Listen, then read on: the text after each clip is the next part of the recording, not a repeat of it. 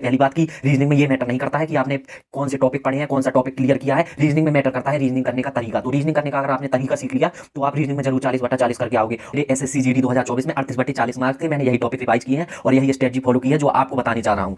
जय हिंद दोस्तों, मैं प्रशांत आपका स्वागत करता हूं ड्रीम ऑन बाय प्रशांत में। अगर आप रीजनिंग के रिवीजन के लिए यूट्यूब पे बेस्ट वीडियो ढूंढ रहे हो तो इससे बेस्ट वीडियो आपको कहीं नहीं मिलेगा, ये गारंटी मैं लेता हूं। बस वीडियो को एंड तक देखना, जितना बता रहा हूं अगर आपने उतना फॉलो कर लिया तो अगर आपके अभी 12-13 क्वेश्चन भी बन रहे हैं रीजनिंग में तो 20 करके जाओगे। इसमें मैथ जैसा मैटर नहीं करता है कि अभी आपके 8-10 बन रहे हैं तो आप 20 तक नहीं पहुँच सकते। अगर आपके 10-11 भी बन रहे हैं तो रीजनिंग में अभी भी 20 दिन का टाइम है, आप आराम से 20 तक पहुँच सकते हो अगर आपने ये स्ट्रेटजी फॉलो की तो।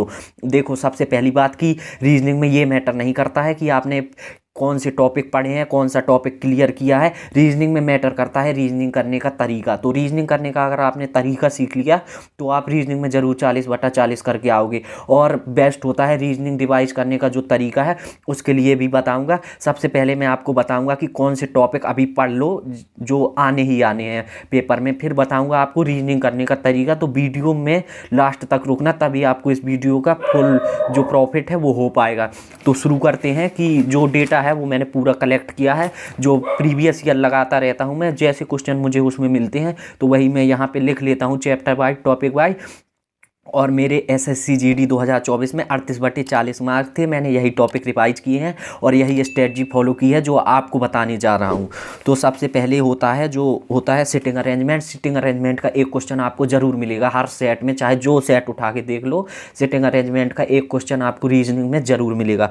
और नेक्स्ट क्वेश्चन चलते हैं। नेक्स्ट क्वेश्चन है बेन आरेख। कोई भी सेट उठा के ले आओ यार, बेन आरेख का एक क्वेश्चन रीजनिंग में आपको जरूर मिलेगा। और ये टॉपिक नोट करते जाओ क्योंकि ये क्वेश्चन आपको जरूर फंसेंगे। और जब आप पेपर दे के आएंगे तब इस वीडियो में ज़रूर कमेंट करके जाना कि हाँ भैया जो आपने बताया था वही पेपर में आया है। अभी कमेंट करो या ना करो, और वीडियो पसंद आए तो लाइक ज़रूर करना। तो 2 टॉपिक हो चुके हैं, सिटिंग अरेंजमेंट और बेन आरेख। इसके बाद सबसे इंपॉर्टेंट टॉपिक है जो है कथन निष्कर्ष। ये क्वेश्चन बहुत लड़के गलत करते हैं, तो कथन निष्कर्ष आप 10 मिनट में तैयार कर सकते हो अगर आप सीख गए कि कथन निष्कर्ष होता क्या है। तो 3 टॉपिक हो गए हैं आपके, कथन निष्कर्ष। और चौथा है डायरेक्शन एंड डिस्टेंस। देखो, डायरेक्शन एंड डिस्टेंस अगर आपने नहीं पढ़ा तो वहाँ पे आपको लगेगा कि ये क्वेश्चन बहुत सिंपल है, लेकिन ये क्वेश्चन सिंपल नहीं होते हैं, ये आपका टाइम खाने के लिए होते हैं।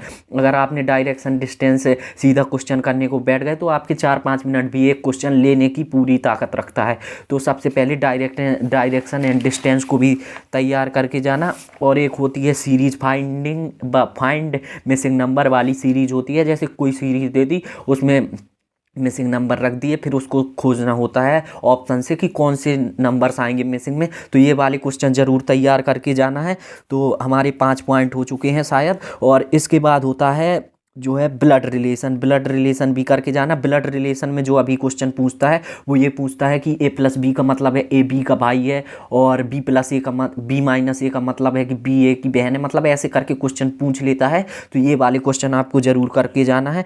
और इसके बाद आता है मिरर इमेज और वाटर इमेज। देखो, मिरर इमेज और वाटर इमेज ज़रूर तैयार कर लेना क्योंकि हर सेट में आपको एक क्वेश्चन मिरर इमेज या वाटर इमेज का मिलेगा ही। और सबसे इंपॉर्टेंट टॉपिक है डाइस। इसका भी एक क्वेश्चन आपको हर सेट में मिलेगा, कोई भी सेट उठा के देख लेना, डाइस का एक क्वेश्चन आपको मिलना ही है। विपरीत फलक ज़्यादातर पूछता है तो उसको तैयार कर लेना, ज़्यादा अंदर तक डाइस को पढ़ने की ज़रूरत नहीं है। और बहुत से लड़के देखो क्लॉक एंड कैलेंडर लास्ट तक पढ़ते रहते हैं कि क्लॉक एंड कैलेंडर उनका क्लियर ही नहीं हो पा रहा, एग्जाम भी आ गया तो क्लॉक एंड कैलेंडर के ज़्यादा क्वेश्चन पूछता ही नहीं है। मैंने देखा है कि प्रीवियस ईयर में मुश्किल से पूरे, अगर 2024 के प्रीवियस ईयर उठा लोगे तो पूरे में मिला के 10 क्वेश्चन पूछे होंगे कैलेंडर और क्लॉक के, मतलब 10-10, इससे ज़्यादा कुछ नहीं पूछा है। शायद 10 सेट में किसी एक बार क्लॉक या कैलेंडर का क्वेश्चन पूछ लेता है। तो ऊपर ऊपर से क्लॉक एंड कैलेंडर तैयार कर लेना, उसी में मत घुस जाना कि क्लॉक एंड कैलेंडर ही तैयार करने के लिए बैठ गए। और उसके लिए बता दूं तो आप फिर त्रिभुज आकृति जो गणना वाली होती हैं उनको भी ज़रूर तैयार करके जाना। आकृति गणना भी बार बार पूछता है, हर उसमें पूछ लेता है हर सेट में, तो आकृति गणना वाले क्वेश्चन भी तैयार करके जाना। और एक होती है संक्रिया, जैसे प्लस का मतलब है गुणा, गुणा का मतलब है माइनस, माइनस का मतलब है भाग, तो ये क्वेश्चन भी तैयार करके जाना। और जो अभी 2024 में एक नया प्रकार का रीजनिंग में क्वेश्चन देखने को मिला था कि 2 संक्रियाँ दे दी, उनमें उन्होंने कहीं स्टार बना दिया, कहीं हैश बना दिया, कहीं डॉलर का चिन्ह बना दिया, कहीं एन का चिन्ह बना दिया, दो संक्रियाँ दे दी, उनका मान दे दिया बराबर में रख के, फिर तीसरी संक्रिया इसी प्रकार से दे दी, फिर उसका मान निकालने के लिए दे दिया। तो ये क्वेश्चन बहुत से लड़के छोड़ के आए थे, अनअटेम्प्ट करके आए थे, तो ये क्वेश्चन भी आपको तैयार कर लेना है, मिल जाएगा यूट्यूब पे ये टॉपिक। और बात करें आप रीजनिंग करने का तरीका, तो रीजनिंग करने का तरीका सबसे अच्छा ये है कि जब आप मॉक को हल कर रहे हैं या आप पेपर को, प्रीवियस ईयर पेपर को आप हल कर रहे हैं, तो उसको करते समय सबसे पहले आपको रीजनिंग में एक बार में जितने क्वेश्चन आ रहे हैं सिर्फ उतने अटैम्प्ट करो। अगर आप सब क्वेश्चन अटैम्प्ट करने में लग गए कि ये क्वेश्चन नहीं आ रहा है, इसको तो करके ही आगे बढ़ूंगा, तो रीजनिंग आपका 40 मिनट लेने का भी वो दम रखता है। अगर आपकी रीजनिंग में 20 क्वेश्चन 20 मिनट तक ले जाते हैं, तो ये भी आपका ज़्यादा टाइम है। रीजनिंग आप 17-18 मिनट में आराम से कर सकते हो अगर आपने मोर क्वेश्चन की प्रैक्टिस कर ली रीजनिंग की।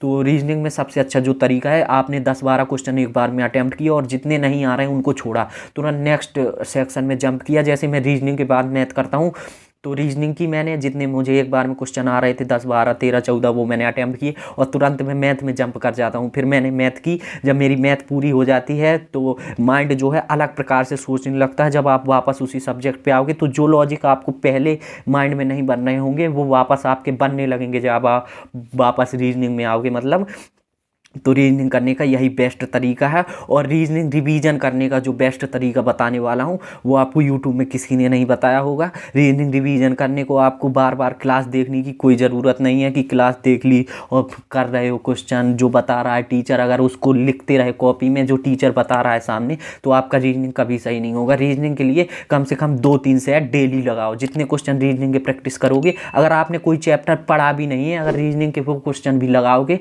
अगर आपने 3-4 क्वेश्चन लगा लिए वो और उसका सॉल्यूशन देखा, अगर आपको सॉल्यूशन में समझ में आ गया, तो उस चैप्टर को आपको पढ़ने की ज़रूरत नहीं है। क्योंकि रीजनिंग में मोस्टली चैप्टर ऐसे होते हैं जिन्हें आप क्वेश्चन प्रैक्टिस से क्लियर कर सकते हो। तो रीजनिंग रिवाइज करने का यही बेस्ट तरीका है। जितने क्वेश्चन प्रैक्टिस कर सको उतने क्वेश्चन प्रैक्टिस करो और वही मॉक वाइज करो। जैसे ऐसा नहीं कि एक चैप्टर के 20 क्वेश्चन करने के लिए बैठ गए, अब टाइम नहीं है इतना कि एक चैप्टर के क्वेश्चन करो। मॉक जैसे जैसे मॉक में आते हैं सभी के उठा के सेक्शन वाइज, मतलब रीजनिंग के सभी चैप्टर को उठा के 20 क्वेश्चन का एक सेट उठाओ, या आपके पास कोई बुक है उससे करो, या फिर मिनी मॉक लगाओ। और टाइम जरूर लगाना 20 मिनट का, 20 मिनट से ओवर टाइम ना हो रीजनिंग में। अगर आपका 20 मिनट से कम टाइम रीजनिंग में आने लगा तो आपको वहाँ पे पेपर करते समय टाइम भी आपका मैनेज हो जाएगा, टाइम भी कम नहीं पड़ेगा। आई होप वीडियो पसंद आई होगी तो लाइक कर देना, और वीडियो को जो दोस्त आपकी तैयारी कर रहे हैं उनके साथ भी शेयर करना। मिलूँगा एक नए वीडियो में जिसमें बताऊँगा आपको कि जो आप प्रीवियस ईयर पेपर लगाते हैं या मॉक टेस्ट लगाते हैं उसमें आपका टाइम कम पड़ रहा है, तो आप टाइम को कैसे मैनेज करें। चलिए, जय हिंद। वीडियो को लाइक ज़रूर कर देना और यहाँ तक वीडियो देखने के लिए बहुत बहुत धन्यवाद। और चैनल को सब्सक्राइब करके जाना, इससे अच्छी जानकारी आपको शायद ही कहीं यूट्यूब में मिले। चलिए, धन्यवाद।